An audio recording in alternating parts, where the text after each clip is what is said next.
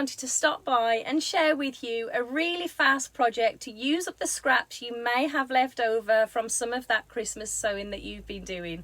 So what we've done is we've written a pattern to make these beautiful little hangings, trees and stars, perfect for your Christmas trees, but more importantly perfect to sew up those scraps. So we have written a pattern and recorded a tutorial which will be coming out to you in your inboxes early this week, so keep checking back to see those. But let's have a little sneaky peek. So as you can see here, those strips that we had left over from the projects that we've been making over the last few weeks, I've simply sewn those to some felt, used up the gold fabric that I had left over, and we have these little hanging trees. Now these are great if you just want to dangle them on the tree. Maybe you want to make a garland, or maybe you want to get yourself a stays on pen, and you can even use these, write your little message on the back, and these make gorgeous little gift tags for your projects. So I hope you enjoy this. Check your emails very soon. All of the information of what you're going to need will be coming out to you then. Bye for now. So this scrappy project is really nice and easy to do. What you're going to need is a piece of felt, your templates, a few pins, scrap fabric, piece of fabric for the back, or you could sew up some of your remnants to create a back piece ready, and you'll also need some ribbon. So what I'm going to start by doing is having the back fabric with the wrong side facing towards me. I'm then going to align the felt and just cut this approximately to size. It doesn't have to be exact. Remember, this is a scrappy project, so it's supposed to be nice and speedy. Now, once you've got that cut to size and you're happy with that, the next thing we're going to do is start taking some of your scrap pieces of fabric. So I'm simply going to line this up just in the corner. I'm then going to take a strip that I've got for the next piece, and I'm going to line this up so it's a line in there, as you can see, with the raw edge. Now once I'm happy that's with the raw edge, I'm then simply going to slide a few pins in here. We're going to trim this at each stage, so don't worry about cutting this at this point, and then we're going to sew along.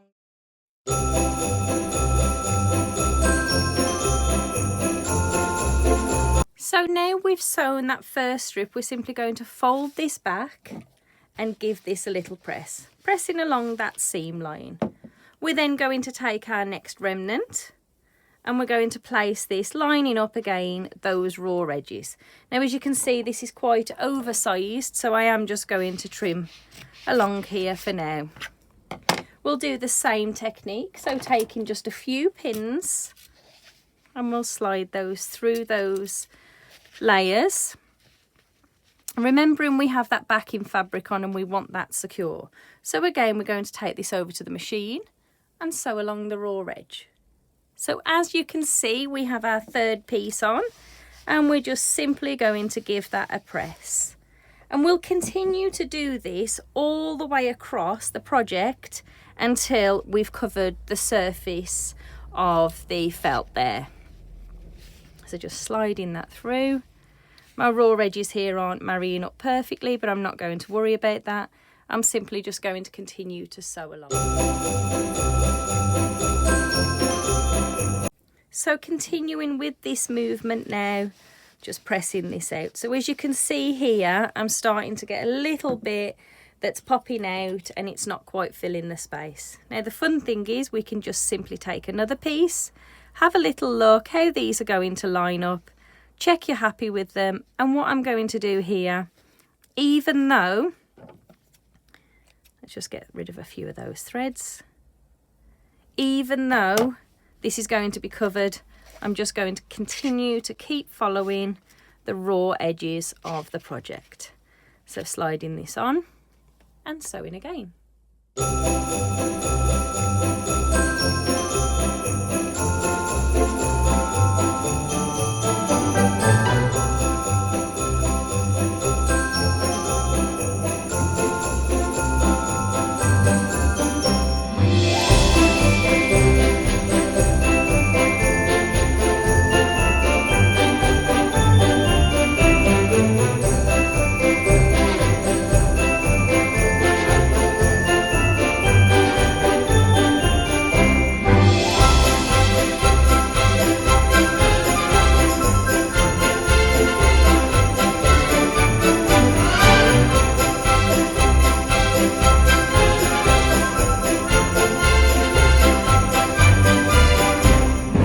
So now we've sewn all of the pieces and almost filled all of the gap. What I'm going to do is just trim around.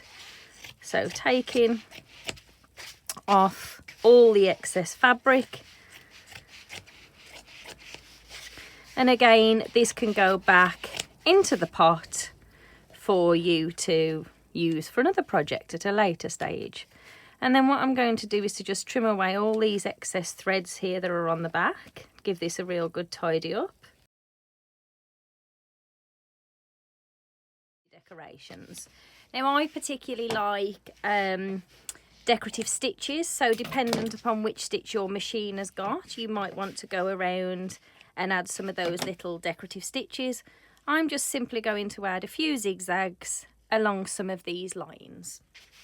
As you can see, I've secured this all to the felt and the backing fabric, and I've just added some decorative stitches on there. You could, of course, add other ones, maybe little bells, little trees, or if you're making this with a floral fabric, maybe a nice little flower on there. So what I'm going to do next is simply start placing the shapes onto the fabric, so just pinning through. And what I'm going to do is take a pair of pinking shears and cut through and just slightly overcut those. So I'll pop the 2 templates on here first of all. You can play with these and work out where they're going to sit on the fabric, or you can just get as many out of the fabric as you like. It's entirely up to yourself. So I'm going to pop that one just there. So 1 pin through here should be more than enough. And what I'm going to do now is just take a pair of pinking shears, making sure they're nice and sharp, and just slightly overcutting those fabrics. And that will cut through all of your layers and give you that nice pinking shear edge, which will prevent the fraying on the fabrics as well.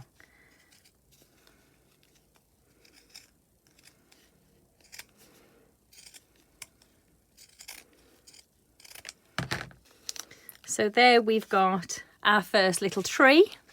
Let's go ahead and cut those stars. So just get as many as you can from your fabric.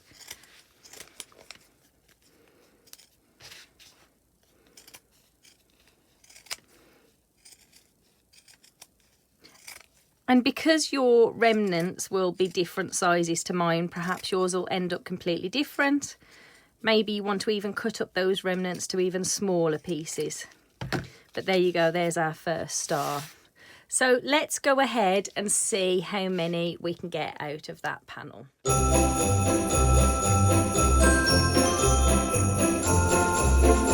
There we go. So from my panel, I've managed to get 3 of the trees and 3 of the hearts, and I'm sure if I'd cut them even closer, I maybe would have squeezed another shape out of there. So let's add some ribbon and maybe an embellishment. So what I'm going to do is I've got a 10-inch piece of ribbon. I'm just going to make sure there's no twists and overlap this to a cross.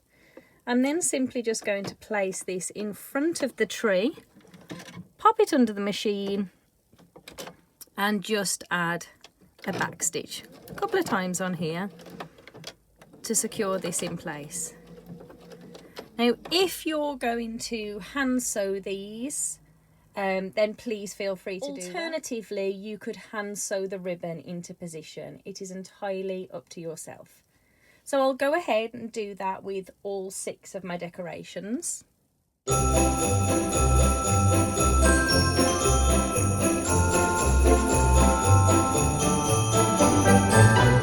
So all that's left to do is to take one of your chosen buttons, or maybe you want to add a sequin, maybe you want to add some beads, and sewing from the back. We're then simply going to pop the button on top, sew through that button a few times to secure it into place and finish that off.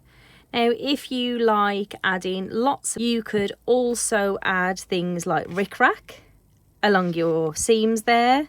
You could add little bells, especially as these are for Christmas. It's entirely up to you and dependent upon what's in your stash, but I've chosen these little love heart buttons because I have plenty of these in my stash there. So 2 or 3 times through the button. Once you're happy it's secure in place, then you're simply going to knot that off on the back. And as you can see on this particular little tree there, if I just trim away that thread, it's got those lovely lines on the back as well. So maybe this is also a side that you could add extra little embellishments to really make a showpiece of the plain fabrics you've chosen for the back. So as you can see, I've kept most of them really simple and just simply added 1 button to the top. But this little star right here, what I've done, and again you could do this with bells or buttons, it's entirely up to yourself, is I've added those extra few buttons, but I've also sewn them through to the back. So if you're using these for tree decorations, then you might want to have the same feature on the front. Why not share them in the group, Sewing with Living in Loveliness Ladybirds. Thank you for joining me for today's tutorial.